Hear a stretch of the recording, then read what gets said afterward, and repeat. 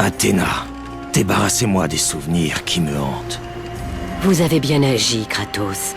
Bien que nous pleurions la mort de notre frère, les dieux vous sont redevables.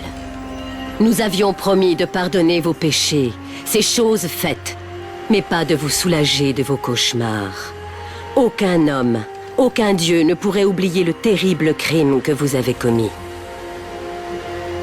Ainsi, sachant que les visions de son passé ne le quitteraient jamais, Kratos grimpa sur les falaises qui surplombaient la mer Égée.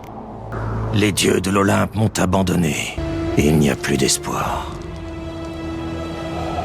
Et Kratos se jeta de la plus haute de toutes les montagnes de la Grèce.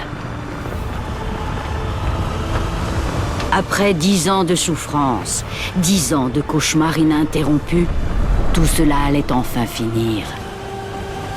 La mort lui permettrait d'échapper à la folie.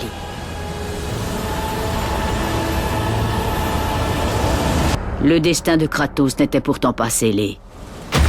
Les dieux avaient d'autres plans.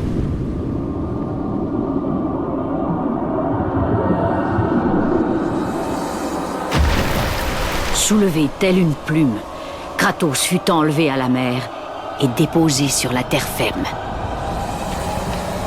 Vous ne mourrez pas aujourd'hui, Kratos.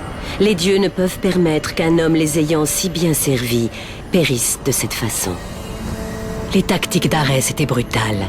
Sa progression destructrice devait être arrêtée. Mais il y a à présent un trône vide dans l'Olympe.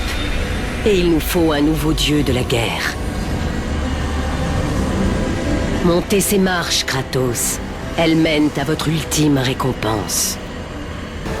Et depuis ce jour, à chaque fois que des hommes partent à la guerre, qu'ils se trouvent du côté du bien ou du côté du mal, ils se battent sous l'œil vigilant de celui qui, un beau jour, a réussi à vaincre un dieu.